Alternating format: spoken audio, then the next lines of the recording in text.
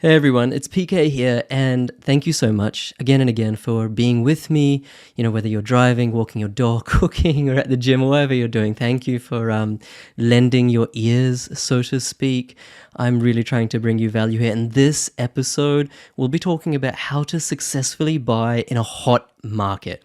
All right, so you might be wondering, well, PK, it's not a hot market. In fact, there are predictions for property prices to fall. The reality is that there are markets within markets. There are areas in Australia where prices are falling. There are areas in Australia where the acceleration of falls is increasing. And then there are other areas where prices are increasing.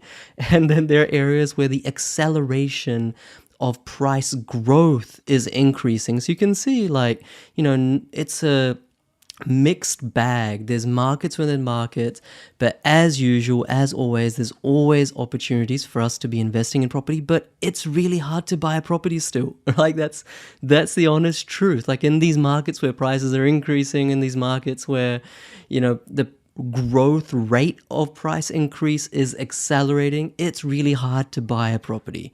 Okay, so how do we successfully buy a property in a hot market? How do we avoid being gazumped? That is the question and the answer in this episode, right? And it is true, let me just reemphasize that it is true that there are dozens and dozens and dozens of locations across Australia where prices are increasing for property. We need to be conscious that right now state governments are announcing really strong first home buyer schemes. There's more to come. There are literally hundreds upon hundreds of thousands of migrants and visa holders and foreign students that haven't yet arrived, are arriving and will arrive in Australia. ASIC have confirmed that there's a 50% drop in liquidations or business administrations versus pre-COVID levels. APRA have confirmed that, there are literally huge drops in the level of mortgage owners or mortgage holders paying their mortgage too late. So things are getting better, and this is all pre-COVID, not just compared to in the middle of COVID. Another example is APRA has confirmed that there's a whopping 56% drop of mortgagee in possession when compared to pre-COVID levels. CBA, I was talking to my private banker the other day, they've confirmed that mortgage arrears are at record levels in Australian history, less than 1%. NAB have confirmed that over 70% of their portfolio as a lender, they are more than 3 to 6 months ahead of repayments. Their clients, their mortgage holders. Wages are growing, unemployment is down, business investment is all-time high, job vacancies all-time high. So yes, interest rates are rising, but there's so much good news as well. And that is the reason that there are these dozens of markets across Australia where prices are growing, prices are accelerating, and it's still really hard to buy in a hot market. Okay, so I hope you get a ton of value of how to actually avoid being gazumped, missing out on properties again and again and again. Here you go. Welcome to the Oz Property Investment Mastery Podcast. My name's PK, and I help busy people build passive income by buying top 5% growth and positive cash flow property and build a portfolio using data without wasting months doing research, spending weekends at inspection or catching flights, or dropping $10,000 to $20,000 on buyer's agents every single time. So if you're confused, lack confidence, and just overwhelmed with all the information and marketing misinformation available online and don't know where to start, then this show is for you.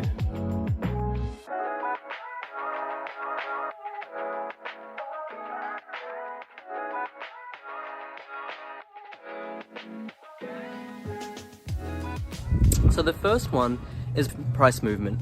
Now, when you value property, you take the comparable sales, not for sale, but sales, sold properties in the last 3 months that are close to your property that you're interested in, very similar in terms of bedroom, bathroom, garage configuration, land, age, etc. And you figure out where your property stands or sits, and figure out what its value should be. Right? But the thing that people oftentimes misjudge in a moving market, in a market that's actually rising, is that the last 3 months of valuation are actually no longer relevant. You actually need to normalize them, or you need to adjust them upwards for any price growth that's happened. So for example, if you're taking a comparable sale from 3 months ago, it looks exactly like your property, it was sold for 500,000, but there has been, let's say 3% price growth or 5% price growth in the last 3 months, then you need to adjust that sold price up. Okay, you need to adjust it up. And keep in mind that the data on property is about 2 or 3 months lagging, right? So you'll only get a sense of whether there has been price growth in the last 2 to 3 months by in fact missing out on properties, because then you'll be able to tell that people are paying more for this exact property than they were 3 months ago. The data won't quite show that because it's lagging, right? The data will show it, of course, however, if the price has been going up for more than 6 or 12 months, and then you can say, okay, well, it's been going up for 6 months, therefore it's probably likely it has been going up for the last 3 months as well. Therefore, let's take that percentage growth and normalize that property that was sold 3 months ago. Let's normalize it up 5% or 3% or whatever the case may be, and use that as a true indication of what that property is worth right now, and therefore use that price to indicate what the property I'm interested in should be worth. Hopefully that's making sense. Alright, so that's the first thing, normalizing for price movements and making sure you're adjusting for lagging data.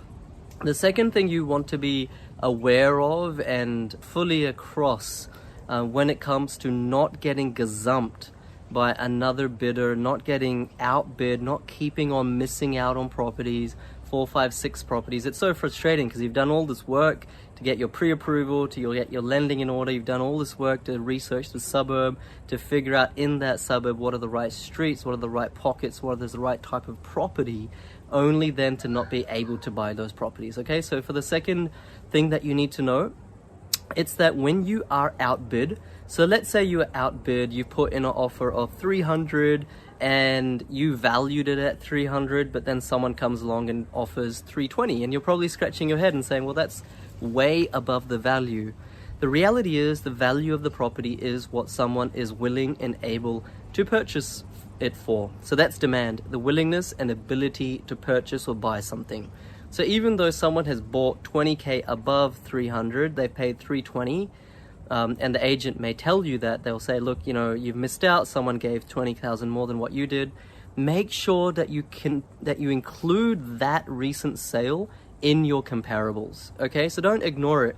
If someone has now paid 320 for the property that you are interested in, guess what? That is the new value of those types of properties in that area. Okay, so for the next bid, for the next property that you go after, don't revert back to 300 as a valuation. You need to adjust up. Even if you think it's overvalued or if you think it's ridiculous, someone has overpaid, that is the new demand. That is the new price for those types of properties. Okay, so that's just a reality, and I know it can seem a bit, you can be a bit miffed, why is someone paying so much money for this thing? It doesn't really matter, like property prices in New York for an apartment, they're more than what you think they should be, but they are what they are. Property prices in Sydney have doubled. Should they have? I don't know, who cares, but they have. That is a new price. Okay, so the price is what it is. When you miss out on a property, take that price, what it was eventually sold for, and this agent will tell you, into consideration when then revaluing or valuing the property that you're going to bid on next. So that's the second thing. The third thing, and I think those first two are probably the most important, okay? So if any of you are kind of frustrated that you're missing out on properties, I just want you to really connect with those 2 points, okay? The third one, something that I talk about all the time and clients achieve all the time, is off-market properties. Okay, so I know that in a hot market, when properties are selling like hotcakes, it's actually really difficult to get off-market properties, because why on earth would an agent actually, not list a property when they're going to get a premium for it if they do list it? But having said that, there are still opportunities to get it off market. Okay, there's always situations, there's always circumstances always scenarios why a vendor would prefer not to list it. Maybe they want a really, really quick sale. Maybe the agent is lazy. Maybe the agent is not from the area. Maybe the vendor doesn't want to pay for the listing. Maybe the vendor has some sort of like confidential or privacy concerns around taking people through the property. I mean, as unlikely as any of those sound, they're all possibilities, and there's multiple other reasons why vendors don't want to list property. Okay, so always establish relationships with some agents in the area or areas that you're looking to buy. It's always a good idea. Be persistent. Just because you call them up a couple of times doesn't mean that they're your best friend. Keep persisting. 5 or 10 minutes call every Monday for a month, 2 months, 2.5 months. And I guarantee, and I can say this because it happens every day of the week, I can guarantee that agent will have you at the top of their mind, and when a property does come up that you've specified is what you're after, and the vendor doesn't want to list it, or the agent is lazy or something like that, they'll give you a call. And it doesn't matter if you're a buyer's agent or not. It's the same method that works, and that works remotely, right? You can be in Brisbane and apply this to suburbs or agents in Adelaide. It works exactly the same. Although agents in Adelaide are particularly parochial, which means they're a little bit coy on selling to interstate investors. That's just a fact. So that's the third thing, off market. Persist. Buying without competition is always a good idea. And the fourth thing that I want to mention is that you should never be desperate. Okay, so never buy out of desperation. Don't think that you've missed out on 4 properties, you've missed out on 5 properties, you've missed out on 7 properties, that now, I'm throwing my hands up in the air, I'm just going to put an offer on, I know it's paying too much, but I just want to buy this thing. Don't get into that mindset. Never sacrifice your suburb, never sacrifice the quality and criteria of the property that I teach or that you have. You want high performing properties, high growth, high positive cash flow, low maintenance, value add potential ideally. So always prioritize that, never compromise that. But if you keep the first 2 tips that I mentioned in mind, then you'll be able to outbid others even within a reasonable amount of the valuation. Okay, because you'll know what the valuation is, even though it's dynamic, even though the price is growing, you'll know what the valuation is, and you're happy to buy at the valuation. Okay, so don't be tempted to pay 30K more than the valuation. Do quickly put an offer on. Do limit your conditions, your special conditions. Do try to make it life easy for the vendor and the agent by, if your bank or your broker allows, getting rid of the finance clause or putting a big deposit like $50,000. It's refundable anyway if you've got the clauses, if you've got some clauses in there. In Adelaide, there's a 3-day cooling off period. You can get all of your money back for no reason whatsoever. So just get an offer in, get a contract in before the first inspection. You need to transact before the first inspection. That is the most important thing. So I think that was ended up being 5 or 6 things, but be careful of price movements in the last 3 months, number 1. Number 2, if you are outbid, that new price is unfortunately the value, so keep that in mind in terms of comparables and valuing the next purchase. 3, off market, don't be desperate, but really persist with agents. Number 4 is, like I said, don't be desperate. Try to limit your special conditions, your clauses, and give a big deposit if you can. Some states like South Australia make it easy in terms of cooling off. So there's so much detail. I mean, this is just the top of the surface of the iceberg, really.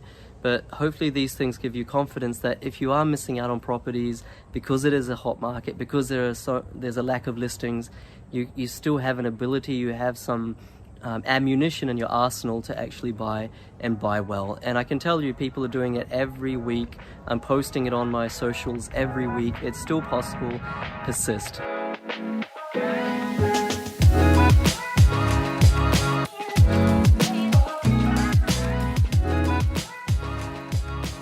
Hopefully that made some sense, guys. Those 4 ways, jot them down, memorize them, assimilate them, implement them. Such a good time to be buying in property, so long as you know where and how. Okay, and what we covered today was how to buy property.